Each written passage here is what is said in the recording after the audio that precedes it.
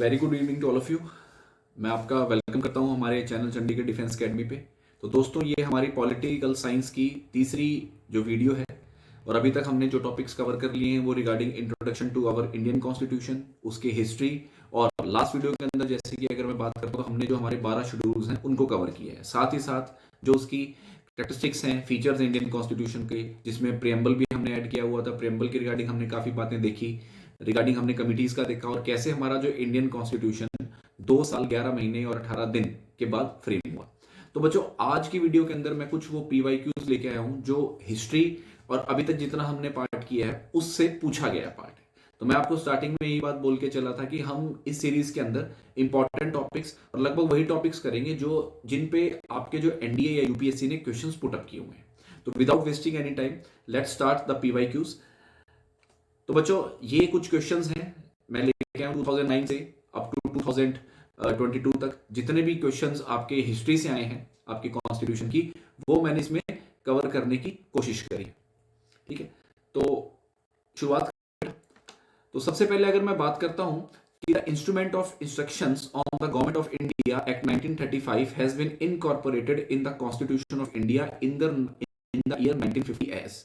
ठीक है, तो गवर्नमेंट ऑफ इंडिया का जो एक्ट आया था 1935 का, उसके अंदर से हमने कौन सी ऐसी इंस्ट्रूमेंट ली थी जो 1950 के जो हमारा कॉन्स्टिट्यूशन ऑफ इंडिया बना था तो उसके अंदर हमने ऐड करी थी। तो बच्चों, इसके अंदर मैं ये नहीं कहूंगा कि तुम मुझे यार आंसर दो, मैं आपको लगभग सभी क्वेश्चन के आंसर साइड बाय साइड बताऊंगा ताकि आप इन क्वेश्चन से अवेयर हो जाएं, और अगर ये क्वेश्चन पुट अप होते हैं तो आपको एग्जाम में आंसर आता हो। तो इसका राइट आंसर है आपका इमरजेंसी प्रोविजंस। ठीक है, और इमरजेंसी प्रोविजन हम सब जानते हैं भाई, हमने कहां से लिए थे? ये हमने लिए थे जर्मनी से। ठीक है, और DPSPs की अगर मैं बात करता हूं तो ये हमने कहां से लिए थे भाई? आयरलैंड से। ठीक है, फंडामेंटल राइट्स हमने कहां से लिए थे भाई? USA से। और अगर फंडामेंटल ड्यूटीज की अगर मैं बात करता हूं तो ये हमने ली थी USSR से। ठीक है, लगभग ये सारी चीजें हमने कवर कर चुके हैं। उसके बाद है who among the following was the adviser of the drafting committee of the constituent assembly. अब इन्होंने एडवाइजर पूछ लिया है, तो एडवाइजर की अगर मैं बात करता हूं तो BN Rao was the adviser of constituent assembly. ठीक है, इसके बाद आता था idea of including the emergency provisions in the constitution of India has been borrowed from. तो ये सीधा पूछ लिया आपसे भाई, कहां से बोरो किया गया इमरजेंसी प्रोविजन? तो ये किया गया जर्मनी से। ठीक है, तो वेमार कॉन्स्टिट्यूशन, वेमार रिपब्लिक के नाम से उनकी जो पार्लियामेंट है जर्मनी की, वहां से हमने जो इमरजेंसी प्रोविजंस हैं इनको अडॉप्ट किया है। ठीक है, अगला आता है which one of the following is not a characteristics of a federal system. तो फेडरल सिस्टम की कौन सी कैरेक्टरिस्टिक्स नहीं है? और फेडरलिज्म की अगर मैं बात करता हूं तो हम जानते हैं भी इंडिया के अंदर फेडरल गवर्नमेंट है, यानी जो पावर्स हैं वो इक्वली डिवाइडेड है। ठीक है, इक्वली भी अगर नहीं कहें फिर भी अगर मैं ये कहता हूं कि पावर आपकी डिवाइडेड है between centre and state government, जहां स्टेट का रोल स्टेट के अकॉर्डिंग थोड़ा सा ज्यादा है, लेकिन ओवरऑल उनको फंड्स के रिगार्डिंग या कई चीजों के रिगार्डिंग सेंट्रल गवर्नमेंट पे डिपेंडेंट रहना पड़ता है। ठीक है, तो पहला पॉइंट है there are two distinct level of government. ठीक है, तो ये बिल्कुल सही है। अगला है the responsibility and power of each level of the government are clearly defined in the written constitution. तो बिल्कुल सही बात है भाई। 5 में जो आपका हम पार्ट स्टडी करेंगे जिसमें यूनियन का बताया गया है, और 6 में आपका स्टेट लेजिस्लेचर का बताया है। तो कॉन्स्टिट्यूशन में क्लियरली मेंशन है सभी की पावर्स कौन सी है। अगला आता है there is no separation of power between legislative and executive branches of the government. चलो कोई इससे अगला हम पढ़ते हैं। A supreme court is interested with the responsibility of interpreting these provisions and arbitrating in the supreme of the power. तो अगर मैं बात करता हूं कि ए और बी दोनों सही है, और कहीं हद तक जो सुप्रीम कोर्ट का जो पार्ट है उसकी रिस्पॉन्सिबिलिटी है वो भी बिल्कुल सही है, लेकिन लेजिस्लेटिव यानी जो आपकी लॉ मेकिंग बॉडी है, और दूसरी एग्जीक्यूटिव जो आपकी लॉज को एग्जीक्यूट करती है, इन दोनों की जैसे इसमें बता रहे हैं कि there is no separation of powers between legislative and executive branches of government, तो ये गलत है। तो आंसर इसका आएगा सी। बाकी तीनों सही है, सी आंसर आपका गलत है। अगला, which of the following statements with regard to the federal system is or are correct। तो फेडरल सिस्टम के हिसाब से कौन सी चीजें सही हैं? ठीक है, वो हमने इसमें आइडेंटिफाई करनी है।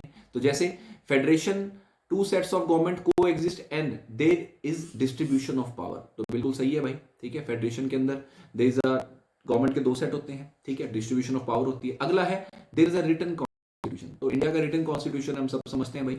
ठीक, तो आंसर की बात करूं तो बोथ ए एंड 1 दोनों ही सही है। फिर आपका आता है which of the following statements regarding the preamble of the constitution of India are correct. अब प्रियम्बल के रिगार्डिंग आपसे सवाल पूछा गया है भाई। The preamble is an integral part of the constitution. तो कॉन्स्टिट्यूशन की अगर मैं बात कहूं तो एक साइड आपका प्रियम्बल आता है, दूसरी साइड आपके क्या आते हैं? पार्ट्स आते हैं। तो ये पहला आपका बिल्कुल सही है। अगला है the word secular socialist have been a part of preamble since its inception. Inception का मतलब है जब से प्रेम्बल अडॉप्ट किया गया था तब से ये पार्ट थे, और ये बात बिल्कुल गलत है भाई, ये 42nd अमेंडमेंट के अंदर आपके ऐड किए गए थे। तो आंसर इसका आएगा ओनली 1। अगला आता है who among the following was not a member of drafting committee. अब ड्राफ्टिंग कमेटी हम सब जानते हैं भाई, 7 मेंबर्स की कमेटी थी जिसके अंदर उनके हेड थे डॉक्टर बी आर अम्बेडकर, और उसके बाद अगर मैं बात करता हूं तो K M Munshi was also present, Krishna मिसैयर was also present, but Mohandas Karamchand Gandhi was not the part of the drafting committee. तो इसका आंसर आएगा आपका डी। ठीक, अब शेड्यूल्स के रिगार्डिंग में बात करता हूं तो शेड्यूल के रिगार्डिंग क्वेश्चन आपका यहां पर पुट अप हो चुका है अभी 2015 में कि जो 7वां शेड्यूल है, ठीक है, 7वां शेड्यूल इंडियन कॉन्स्टिट्यूशन का, उसमें क्या चीजें दी गई। तो 7वां शेड्यूल की अगर मैं बात करता हूं तो बच्चों हम सबको पता होना चाहिए कि हमारे स्टार्टिंग में टोटल शेड्यूल 8 थे, उसके बाद जो 4 शेड्यूल और ऐड हुए थे वो बाद में ऐड हुए थे। तो इस हिसाब से आप याद रख सकते हो कि 8वां शेड्यूल आपका था लैंग्वेज का। ठीक है, लैंग्वेज से पहले का जो शेड्यूल था वो आपका क्या आ सकता है भाई, लैंग्वेज से पहले शेड्यूल आपका आता है यूनियन लिस्ट, स्टेट लिस्ट और कंकरेंट लिस्ट का। ठीक है, ट्राइबल एरियाज के रिगार्डिंग अगर मैं बात करता हूं ये भी नहीं है, ये भी आपका फिफ्थ शेड्यूल के अंदर गिवन है। आ लिस्ट ऑफ रिकॉग्नाइज्ड लैंग्वेजेस ये भी आपका 8th शेड्यूल में है। And provision about the disqualification of member जिसको एंटी डिफेक्शन लॉ कहा गया है, ये आपका कौन सा शेड्यूल है, 10th शेड्यूल है। ठीक है, तो इसका जो आंसर आएगा वो आपका आएगा union list, state list and concurrent list. इसके बाद आपका क्वेश्चन आता है which of the following is not a basic feature of the constitution of India. जहां बात बेसिक फीचर की होती है वहां पर सीधी साधी बात है भाई, fundamental rights, federalism, independent judiciary, ये हमने बेसिक फीचर स्टडी भी किए हैं। But the unquestioned right of the parliament to amend any part of the constitution, ये बेसिक फीचर बिल्कुल नहीं है। तो आंसर आएगा इसका डी। फिर आता है 4th schedule of the constitution of India deals with. चौथे शेड्यूल में क्या है भाई, पहला शेड्यूल तो हमें बताता है यूनियन और उसकी टेरिटरीज का पार्ट, ठीक है भाई, उसकी जो स्टेट है उसकी बाउंड्री है। दूसरे में क्या आ जाती है, अलाउंसेस आ जाती हैं, किनकी, जो बड़े बड़े लोग हैं, जो भावी लोग हैं, जो हिंदुस्तान की गवर्नमेंट चलाते हैं। तीसरे में उनका क्या आ जाता है, ओथ एंड अफर्मेशन आ जाती है। चौथे में क्या चीज आती है, चौथे में आपकी आती है, पहले तो चलो इनमें से बता देता हूं, provisional related administration of tribal areas, ये तो बिल्कुल नहीं है भाई। Allocation seats in the council of states, ये आपका आंसर है, लेकिन चलो हम आगे भी बता देते हैं। द यूनियन लिस्ट, ये 7th में आ गई और ये आ गया 8वें के अंदर। ठीक है, तो अगर आपने शेड्यूल का कोई क्वेश्चन आ जाता है, एमसीक्यू आ जाता है, तो आप अगर ये आइडेंटिफाई कर पाते हो कि जो क्वेश्चन पूछा गया है वो हमें आता है तो बहुत अच्छी बात है। लेकिन अगर आपको ये आइडेंटिफाई हो जाता है कि ये चारों में से ये 3 ऑप्शन तो बिल्कुल नहीं है, तो यार सबसे ही आसान है। ठीक है, तो कोशिश करो कि आपको ये पता हो कि वो चीज पूछी गई है वो आपको आती हो, नहीं तो दूसरा ऑप्शन तो ये भाई गलत वालों को टिक कर लो और आंसर आपको ऑटोमेटिकली समझ में आ जाएगा। ठीक है, अब अगला आता है भाई which one of the following pair of the schedule is the in the constitution of India and its content is not correctly matched। correctly matched आपने देखने हैं, या तो correctly matched को फाइंड आउट कर लो तो अपने आप समझ में आ जाएगा। ठीक, जैसे 8th शेड्यूल में लैंग्वेजेस है, सही है। 4th शेड्यूल में एलोकेशन ऑफ सीट्स है, 10th शेड्यूल में एंटी डिफेक्शन लॉ है। 2nd शेड्यूल की अगर मैं बात करता हूं तो ये चीजें आपकी 3rd शेड्यूल में आती है, जिसमें ओथ एंड अफर्मेशन बताई हुई है। 2nd शेड्यूल में तो आपका इनके अलाउंसेस और प्रिविलेजेस आ जाते हैं। तो आंसर क्या आएगा आपका बी। अब आता है the word secular was inserted into the constitution of India by. ये आपका जो सेकुलर वर्ड है, हालांकि इसके साथ 2 वर्ड और थे, हमने स्टडी किए थे, वो सारे 42nd अमेंडमेंट एक्ट में आपके इंडियन कॉन्स्टिट्यूशन के प्रेम्बल में ऐड हुए थे। और जितने भी बेटा ये इंपॉर्टेंट एक्ट्स हैं ये मैं लास्ट के अंदर कवर करूंगा, जिसमें हम इंपॉर्टेंट कॉन्स्टिट्यूशन अमेंडमेंट एक्ट पढ़ेंगे। हालांकि 42nd अमेंडमेंट एक्ट को अगर मैं बात करता हूं, it is known as a mini constitution.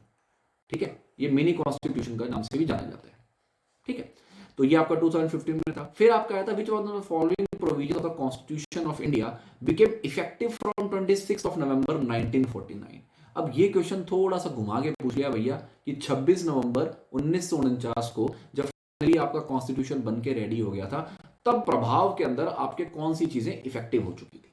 ठीक है, तो अगर मैं बात करता हूं भाई इफेक्टिवनेस, या मैं कह सकता हूं भाई ये चीजें तो बहुत जरूरी है भाई, इंडिया के अंदर कॉन्स्टिट्यूशन बना है तो ये चीजें तो होनी ही चाहिए। तो वो क्या क्या हो सकती है भाई, इमरजेंसी प्रोविजंस और अपॉइंटमेंट ऑफ द जजेस। यार ये तो बाद की बातें हैं, इनको मत कंसीडर कर। लेकिन अगर मैं बात करता हूं इलेक्शन, बस इलेक्शन ही आपकी कंट्री के अंदर डेमोक्रेसी को सेटअप करते हैं। और दूसरा सिटीजनशिप भाई, भारत की नागरिकता। तो आंसर इसका आएगा भाई आपका बी 1 and 2 ओनली। ठीक है, तो बेसिक चीजें भाई ये इलेक्शन और सिटीजनशिप, ये चीजें ऐड की गई थी। और ये क्वेश्चन अभी हाल फिलहाल में आया था भाई, 2022 के अंदर पूछा गया ये क्वेश्चन। ठीक है, इसको मैं अलग से लेके आया हूं। तो ऑब्जेक्टिव रेजोल्यूशन हम सब जानते हैं भाई, उद्देश्य प्रस्ताव था, और ये किसने भाई पास किया था? ये किया था आपके जवाहरलाल नेहरू ने। ठीक है, तो ये लगभग क्वेश्चन थे भाई आपके जो पीवाईक्यूज थे, ये पूछे गए हैं। तो आप देख सकते हो कि हम कंटेंट वही लगभग घूम के मतलब पढ़ा रहे हैं जिस कंटेंट के रिगार्डिंग क्वेश्चंस आए हुए हैं। ठीक है, पॉलिटी के अंदर आप इतना स्टडी कर लेते हो तो वो मोर देन एनफ रहता है भाई, आपके 4 से 5 क्वेश्चन बनेंगे। लास्ट टाइम हालांकि 2 ही क्वेश्चन पुट अप हुए थे, लेकिन इस बार चांसेस है कि वो क्वेश्चन आपके 2 से 4 या 5 हो सकते हैं। तो यार 15 से 20 नंबर है, आई थिंक ये फ्री के नंबर होते हैं भाई। कोई हार्डली ऐसा क्वेश्चन पूछा जा सकता है जो बिल्कुल आपको ना आए। और एक बात की मैं आपको सलाह दूंगा भाई, कुछ क्वेश्चन ऐसे होते हैं वो छोड़ने के लिए ही बने होते हैं। मैं अपने बच्चों को ये बताता हूँ, तो भाई ज्यादा दिमाग मत लगाओ। जिस चीज पे आप 100% श्योर हो उस क्वेश्चन को अटेम्प्ट करो, और जिसको नहीं पता भैया वो छोड़ दो, कोई इशू नहीं है। ठीक है ना, आपने कोशिश ये करनी है कि जो आपका पॉलिटी का पार्ट है, अगर 5 क्वेश्चन आते हैं तो आपको भैया 3 क्वेश्चन तो आते हो, इतना कर लेते हो सफिशिएंट है, कोई इशू नहीं है। इसके बाद आप हिस्ट्री या ज्योग्राफी इनके ऊपर आप नजर दे सकते हो। ठीक है, तो ठीक है बच्चों, आज तो मैंने आपको पीवाईक्यूज बताए थे, छोटी छोटी वीडियोस हैं। नेक्स्ट लेक्चर के अंदर मैं आपको पार्ट से शुरू करूंगा, जिसमें हम पार्ट्स थोड़े बहुत ओवरव्यू लेंगे। पार्ट्स कितने हैं? 25 पार्ट्स हैं। और उसके बाद जो इंपॉर्टेंट हमारा पार्ट है, जो पार्ट 3 से शुरू हो जाता है, फंडामेंटल राइट्स का, वहां से हम कवर करेंगे। तब तक भाई वीडियो अगर अच्छी लगी हो तो प्लीज इसको सब्सक्राइब करो चैनल को, और शेयर करना। और हम इसी तरीके से पॉलिटी का पार्ट कवर करेंगे, उसके बाद हम हिस्ट्री का पार्ट लेके आएंगे, धीरे धीरे सभी वीडियोस का पार्ट लेके आएंगे। ठीक है, तब तक के लिए थैंक यू सो मच, जय हिंद।